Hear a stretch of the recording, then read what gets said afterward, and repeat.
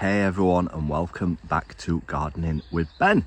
In today's episode we're going to share with you all the things that you can plant in the garden, in the flower garden, in the fruit garden, down at the allotment and in the garden. So sit back, relax and enjoy today's episode. So there's still quite a few things that you can plant in the garden over the winter period. I don't grow a lot of things myself, as I use it at a time for preparation, tidying up, doing any repairs, doing any improvements down at the allotment site, but I have a few things growing. So what things can we plant in November? The first thing we can plant is onions. Now these have got to be an autumn variety of onions. You can usually get them from the garden centres at this time of year in a little bag. They're usually little sets where you can just plant either yellow ones or red ones, and yeah, you'll be harvesting them around June, July time. So why not use one of your beds, fill it up and stick some in, because when you're harvesting them there'll be still plenty of time to grow stuff in that bed after they've finished growing. So give it a try and see how well you grow your onions. Next up is garlic. Now this is one of the main things that you grow during the winter period, as it needs the cold to break down the clove to form the garlic bulb itself. So you can either get them from like garden centres, or you can get them off Amazon, or you can use the garlic in the supermarket. However, if you're using the ones in the supermarket, make sure they're from the UK or from a European country. Don't get the ones that are from like China or Russia, because it'll be used to their climates rather than the European climates. So make sure you look at the garlic that you're getting. Now you can obviously get the elephant garlic, which is the massive ones, or you can get normal sized garlic. I've got quite a few different varieties planted on my allotment, so I'm looking forward to them growing. They always do well in my allotment, the garlic, but like I say, it needs the cold weather for it to form the garlic bulb, so you need to get those in pretty urgently.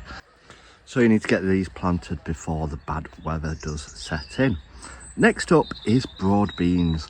Now the reason why you can grow broad beans, now they need to be a winter variety if you're choosing them, so make sure you check the right varieties when you're ordering your broad beans, but you can grow some now. And the benefit of growing broad beans now is that when you're harvesting them, it's before the black fly come out, and if you sow them in March and when you're harvesting them in June, July time, that is when all the black flies are around and they're usually covered in them.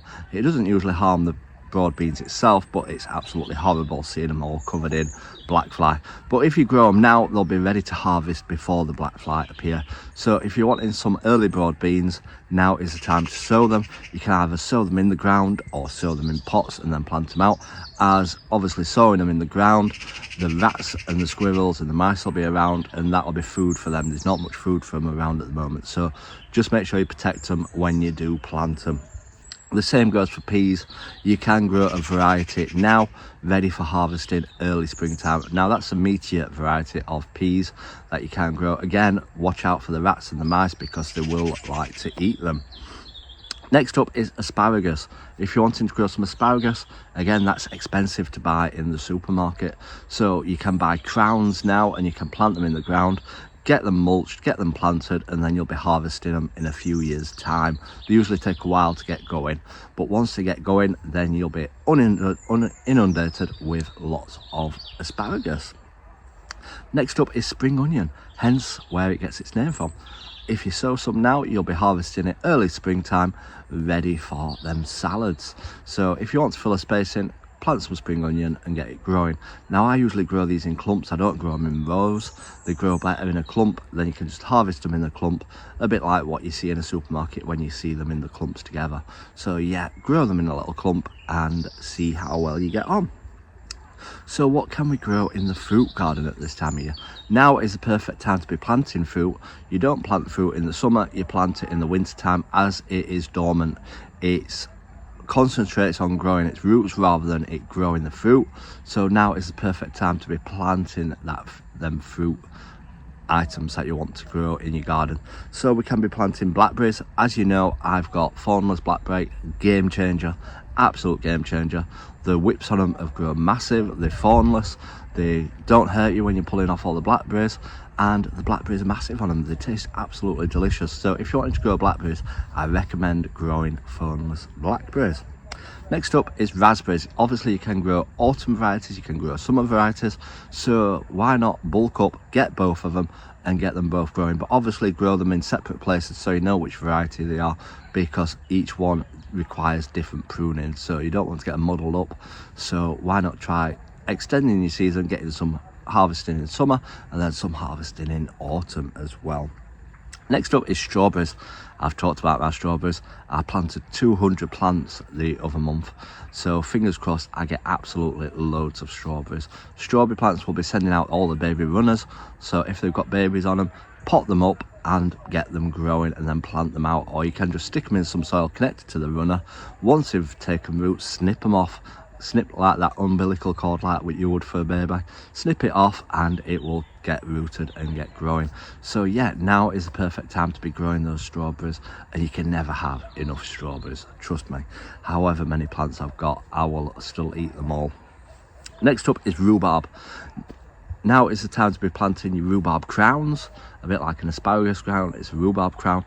If you're planting rhubarb, don't pick it for the first year though. However tempting it will be with rhubarb growing on it, don't pick it, harvest it the year after, because it needs to get roots, it needs to get settled and it needs to get growing and put all its energy into growing the crown. So don't harvest it the first year, plant it and get it planted. I've got 16 crowns in my allotment, absolutely loads of rhubarb. I have tons and tons of rhubarb crumble all through summer, absolutely gorgeous. Next up is blueberries. So blueberries require ericaceous compost to be grown in. So if you're growing blueberries, grow them in pots. You can even dig them into the soil, it's up to you, or you can just place them around your garden or your allotment, but they need ericaceous soil to grow. So if they're growing in pots, you can give them ericaceous feed to keep them fed throughout the summertime. But blueberries is now the time to plant them. Same goes for currants. Currants can be planted straight into the ground, but remember they will grow massive, the bushes, so leave plenty of room around them to grow and you will get absolutely loads of currants on them, but they're a pain to pull out all the little ends on them once you've harvested them. So the choice is yours. If you want to try and grow some and fancy pulling all the little ends out, the stalks out, give them a try and see what you can grow. Obviously you can grow white ones, red ones and black ones. There's plenty of varieties of currants to grow. So flowers, what flowers can we grow in November? Well, now is the time to be planting all your spring bulbs. It's the perfect time, the perfect weather, and you can plant your tulips, you can plant your daffodils, you can plant your bluebells, your alliums, your snowdrops, your crocuses, absolutely loads of flower bulbs to plant. But remember, the squirrels will pull them up, so make sure you keep them protected. I sometimes put netting over the top until they start growing, take the netting off and then they should be fine. But yeah, plant all your spring bulbs. I encourage everyone that's got an allotment to grow spring bulbs, because when the bees wake up from hibernation, it's the first thing around that they can get their energy and their nectar from. And obviously encouraging the bees to your allotment will help with pollination, and around that same time all your fruit trees will be blossoming.